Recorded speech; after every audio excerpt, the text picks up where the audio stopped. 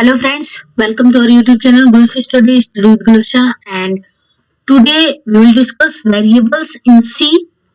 C programming tutorial में आज हम वेरिएबल्स के बारे में बात करेंगे कि कितने टाइप्स के वेरिएबल्स होते हैं और किस तरह से हम उनको डिक्लेयर कर सकते हैं, किस तरह से हम उनको डिफाइन कर सकते हैं। ठीक है, तो ये हमारा आज वेरिएबल का लेसन है। इसमें जो हम टॉपिक कवर करने वाले हैं वो है what is variable, types of variable, rules for defining variable names. ठीक, वेरिएबल क्या होते हैं, वेरिएबल के कितने टाइप्स होते हैं और वेरिएबल को डिफाइन करने के लिए हमें क्या क्या रूल फॉलो करने पड़ते हैं। ठीक, तो चैनल को आप सब्सक्राइब कर लीजिए, नोटिफिकेशन बेल को ऑन कर लीजिए ताकि इस चैनल की हर एक वीडियो का नोटिफिकेशन आपको टाइम पर मिलता रहे। चलिए स्टार्ट करते हैं अपना लेसन आज का।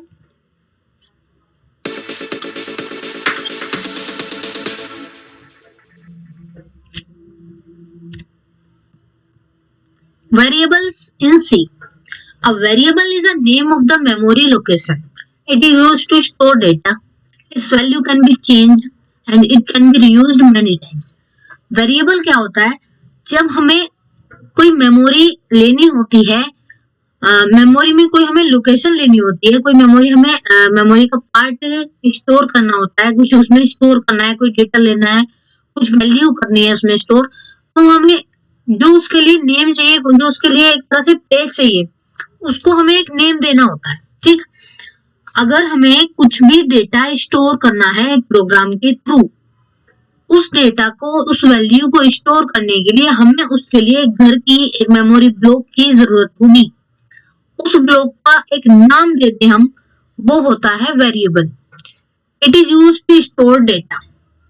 इसकी वैल्यू को हम चेंज भी कर सकते हैं ऑल्टरनेट टाइम्स पे, अपने पॉसिबिलिटी के अकॉर्डिंग, अपनी इच्छा के अकॉर्डिंग हम इसे चेंज कर सकते हैं इसकी वैल्यू को। It can be reused many times. इसे हम एक से ज्यादा टाइम्स भी यूज कर सकते हैं, अदर फंक्शंस में भी यूज कर सकते हैं। ठीक है, तो किसी भी वेरिएबल को हम जितनी बार कॉल करना चाहे उसको कर सकते हैं, जितनी बार यूज करना चाहे उसको कर सकते हैं। It is a way to represent memory location through symbol so that it can be easily identified. Means क्या है कि जब हमें मेमोरी में एक लोकेशन चाहिए तो उस लोकेशन को हमने एक सिंबल के थ्रू, एक नेम के थ्रू आइडेंटिफाई कर दिया कि भाई हमने मेमोरी में एक नेम, एक ब्लॉक का नेम रख दिया ए, और हमने बता दिया इस ए में 10 स्टोर होगा, तो हमने जो 10 की जो लोकेशन बनाई है उसको एक नेम दे दिया ए। इस तरह से उसको हम वेरिएबल कह देंगे। Let's see the syntax to declare a variable. किसी भी वेरिएबल को डिक्लेयर करने का सिंटेक्स क्या होता है वो देख लेते हैं। टाइप पहले देना होता है हमें टाइप ऑफ वेरिएबल, देन हमें देना होता है वेरिएबल नेम। ठीक है, मतलब इंटीजर टाइप का लेना है, फ्लोट टाइप का लेना है, कैरेक्टर टाइप का लेना है, इस तरह से डेटा टाइप एक तरह से। उसके बाद में वेरिएबल नेम और सेमीकोलन हम लगा देते हैं। अब आगे क्या है कि the example of declaring the variables is given below. किस तरह से हम उसको डिक्लेयर करते हैं अपने वेरिएबल को, उसको हम देख लेते हैं। इंटीजर ए, ये एक इंटीजर टाइप का वेरिएबल है जिसका नाम हमने दे दिया ए। ये एक फ्लोट टाइप का वेरिएबल है जिसका हमने नाम दे दिया बी। अब ये इंटीजर और फ्लोट कैरेक्टर क्या होता है, इसको हम जानेंगे डेटा टाइप्स वाली वीडियो में। ठीक है, ये इंटीजर और फ्लोट कैरेक्टर्स क्या होते हैं इसको हम जानेंगे डेटा टाइप्स वाली क्लास में। अभी के लिए आप इतना समझ लीजिए कि इंटीजर टाइप का एक वेरिएबल है जिसका नाम ए दे दिया, फ्लोट टाइप का एक वेरिएबल है जिसका नाम बी दे दिया, कैरेक्टर टाइप का एक वेरिएबल है जिसका नाम हमने सी दे दिया। नेम हम कुछ भी चेंज कर सकते हैं, जरूर नहीं आप ए बी सी दो, आप ए का नंबर दे दो या नम दे दो, या अपना जो भी क्लास का फंक्शन आप बना रहे हो जो उससे रिलेटेड दे दो। सपोज करो आपने 5th क्लास का बना रहे हो कुछ, या कुछ टेबल का प्रोग्राम बना रहे हो, तो जो आप चाहें वो दे सकते हैं। Here ABC are variables. ABC जो है वो वेरिएबल्स हैं। The integer, float, character are the data types. जैसा कि मैंने आपको बताया था, we can also provide values while declaring the variables as given below. हम डिक्लेरेशन टाइम पे ही वैल्यूज भी पास कर सकते हैं। कैसे? Let's see it. Integer a equal to 10 हमने दे दिया। इंटीजर टाइप का जो वेरिएबल है a, उसको हमने 10 वैल्यू दे दी। इंटीजर टाइप का जो b वेरिएबल है उसको हमने 20 वैल्यू दे दी। तो एक ही लाइन में एक ही टाइम पे एक बार डेटा टाइप लिख के कोमा लगा के कितने भी वेरिएबल असाइन कर सकते हैं, उनको वैल्यू भी असाइन कर सकते हैं। फ्लोट दे दिया, फ्लोट f इक्वल टू 20.8। तो फ्लोट में जो होती है वो वैल्यूज होती है फ्लोटिंग पॉइंट वाली डेसिमल वैल्यूज, और जो कैरेक्टर में होती है वो होती है एबीसीडी वाली वैल्यूज। Got it? अब आते हैं नेक्स्ट पे, रूल्स फॉर डिफाइनिंग वेरिएबल्स। किसी भी वेरिएबल को डिफाइन करने से पहले, उसका नाम रखने से पहले हमें क्या क्या रूल्स फॉलो करने होंगे। A variable can have alphabets, digits and underscores. एक वेरिएबल का नेम जो होता है वो या तो अल्फाबेट्स में होगा, डिजिट्स में होगा या फिर अंडरस्कोर्स में होगा।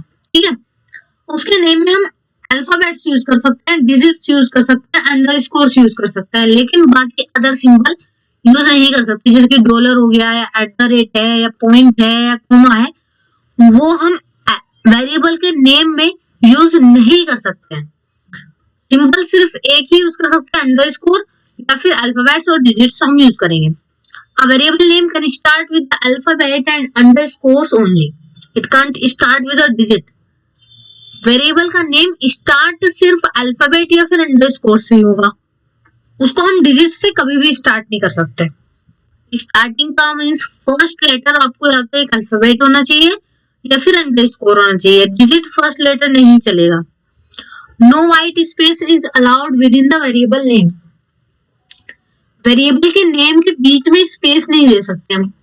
ठीक है, जैसे हमने एक वेरिएबल दिया है टेबल प्रोग्राम के लिए, तो हम चाहे तो उसका नंबर जो है टेबल प्रोग्राम अलग अलग लिख दें, टेबल स्पेस प्रोग्राम, ऐसे नहीं कर सकते। टेबल अंडरस्कोर प्रोग्राम लिख सकते हैं। तो किसी भी अगर हमें 2 वर्ड का नेम देना है तो उसके बीच में अंडरस्कोर से हम उसको जोड़ सकते हैं, लेकिन ब्लैंक नहीं छोड़ सकते। ये इसका रूल है। A variable name must not be any reserved word or keyword. Integer float. Variable के नेम में कोई भी रिजर्व वर्ड जो कि सी की लाइब्रेरी में रिजर्व्ड है, डिफाइंड है पहले से, वो हम यूज नहीं कर सकते। कोई भी ऐसा कीवर्ड जो पहले से सी लैंग्वेज की लाइब्रेरी में रिजर्व्ड है या डिफाइंड है उसको हम यूज नहीं कर सकते। जैसे इंटीजर हो गया, फ्लोट हो गया, क्लास हो गया, वॉइड है, मेन है, जो मतलब पहले से इसमें बुक है वर्ड, वो हम यूज नहीं कर सकते as a variable name. Some examples of valid and invalid variable names. Valid और इनवैलिड को एग्जांपल के थ्रू हम समझ लेते हैं। वैलिड वेरिएबल नेम्स क्या होते हैं, जैसे हमने लिखा इंटीजर टाइप का a या अंडरस्कोर ab, इस तरह से भी चल सकता है।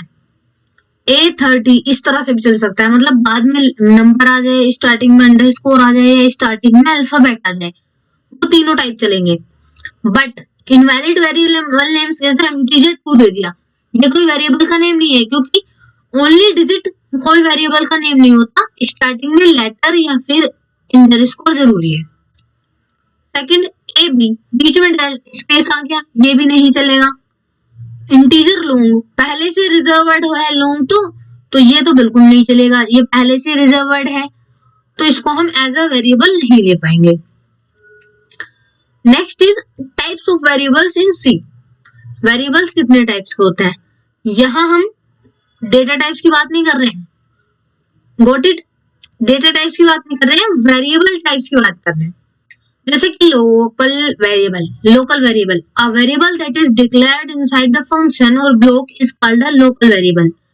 जो वेरिएबल किसी भी फंक्शन और ब्लॉक के बाहर डिफाइंड होते हैं उन्हें कहते हैं हम local. It must be declared eight the start of the block. Block के जो वेरिएबल किसी भी फंक्शन के और ब्लॉक के अंदर डिक्लेयर होते हैं वो होते हैं लोकल वेरिएबल, मींस जिनका काम सिर्फ लोकल में होता है। अब अगर हम अपने सिटी में हैं तो क्या कहेंगे कि लोकल में है, लोकल में जाना। लेकिन अगर हम अपने सिटी से, अपने डिस्ट्रिक्ट से बाहर जा रहे हैं तो मींस हम अपने लोकल से बाहर जा रहे हैं। अगर अपने लोकल मींस एक ही फंक्शन के अंदर वर्क होगा, तो अगर हम उस फंक्शन के अंदर must be declare at the start of the block, block की स्टार्टिंग में ही उसको डिफाइन कर रहे हैं, ब्लॉक के स्टार्टिंग में ही उसको डिफाइन कर रहे हैं, तो वो क्या हो जाएगा, लोकल वेरिएबल। वॉइड लोकल वैर, जैसे हमने फंक्शन लिया वॉइड लोकल वैर, उसको ओपन किया, उसमें हमने स्टार्टिंग में ही दे दिया इंटीजर x इक्वल टू 10, तो ये जो x वेरिएबल है हमारा, ये लोकल वेरिएबल हो गया, क्योंकि फंक्शन की स्टार्टिंग में ही हमने इसको डिफाइन किया। You must have to initialize the local variable before it is used, local variable को यूज से पहले इनिशियलाइज करना जरूरी होता है। मीन्स हम इसको डायरेक्ट यूज करते टाइम इनिशियलाइज नहीं कर सकते, उससे पहले इनिशियलाइज करना जरूरी होता है। Next is global variable. अब ग्लोबल क्या होगा, a variable that is declared outside the function और block is called a global variable, जो कि हमारे ब्लॉक से एक फंक्शन से बाहर डिफाइंड हो रहा है, उसके बाहर वर्किंग है, थ्रू आउट द क्लास वो वर्क कर सकता है, throughout the program work कर सकता है। Any function can change the value of the global variable, वो एक किसी फंक्शन के लिए लिमिटेड नहीं है, पूरे प्रोग्राम में वर्क करेगा, क्योंकि वो सारे फंक्शन से बाहर है, और कोई भी फंक्शन उसको कॉल कर सकता है, कोई भी फंक्शन उसकी वैल्यू चेंज कर सकता है, कोई भी फंक्शन उसको यूज कर सकता है। That is available for all functions, it is available to the all functions, but it integer value equal to 20। इस तरह से हमने कोई फंक्शन पहले ही वेरिएबल डिफाइन कर दिया, उसके बाद फंक्शन बनाया, वॉइड ग्लोबल वैर, ठीक। अब ब्रैकेट ओपन किया, braces curly braces, integer x equal to 10, local variable होता है, हो गया, तो क्योंकि हमने फंक्शन के अंदर डिफाइन किया है। Then next is it must be declare at the start of the block, block से पहले ही इसको हमें कर देना है डिक्लेयर। ग्लोबल का मीन्स ऐसे देखिए आप, क्या अगर हम अपनी कंट्री के बाहर जा रहे हैं तो मीन्स हम ग्लोबल में, पूरे ग्लोबल में कहीं भी अपनी जो है वर्क कर सकते हैं, कहीं आ जा सकते हैं, लेकिन अगर हम अपनी कंट्री के अंदर, अपने डिस्ट्रिक्ट के अंदर, अपने स्टेट के अंदर, तो लोकल में है, अपने अपने एरिया से बाहर जा रहे हैं तो ग्लोबल में है। स्टैटिक वेरिएबल क्या होता है, variable that is declared with the static keyword is called static variable. Static variable में स्टैटिक वर्ड लिखा हुआ होता है, जैसे कि लोकल में और ग्लोबल में ग्लोबल और लोकल वर्ड लिखा हुआ नहीं था, उनकी जगह उनको बता रही थी डिक्लेरेशन, उनकी डिक्लेरेशन टाइप और डिक्लेरेशन स्पेस उनको बता रहा था, डिक्लेरेशन प्लेस के वो कैसे हैं। लेकिन स्टैटिक में स्टैटिक वर्ड लिखा हुआ मिलता है आपको, it retains it's value between multiple function calls, void static वैर। ये क्या है, एक फंक्शन है, इसको ओपन किया, integer x equal to 10 local variable है, static integer y equal to 10 static variable है। क्यों, क्योंकि डेटा टाइप्स देने से पहले हमने स्टैटिक वर्ड डिफाइन किया। Then x equal to x plus 1, x की वैल्यू क्या हो जाएगी 11, क्योंकि x में हमने 1 इंक्रीमेंट किया दिया। y equal to y plus 1, y की वैल्यू भी 11 हो जाएगी। Print F percentile D X Y दोनों को प्रिंट कर रहे हैं हम प्रिंट एफ से। अब वैल्यू आपको डिफरेंस बता देगी कि स्टैटिक में लोकल में क्या डिफरेंस है। कैसे, फंक्शन क्लोज होने के बाद जब ये प्रोग्राम रन हुआ, if you call this function many times the local variable will print the same value for each function call. अगर आप इसी फंक्शन को मेनी टाइम्स कॉल करेंगे तो आपको दिखेगा कि लोकल वेरिएबल बार बार वही सेम वैल्यू प्रिंट कर रहा है जो आपने एक बार उसको डिफाइन कर दी, इंटीजर x इक्वल टू 10 या फिर x equal to x plus 1, तो 10 प्लस 1 11 हो गया। तो वो आप उसको 100 टाइम चला लीजिए, 10 टाइम चला लीजिए, वो आपको 11 ही प्रिंट करके देगा।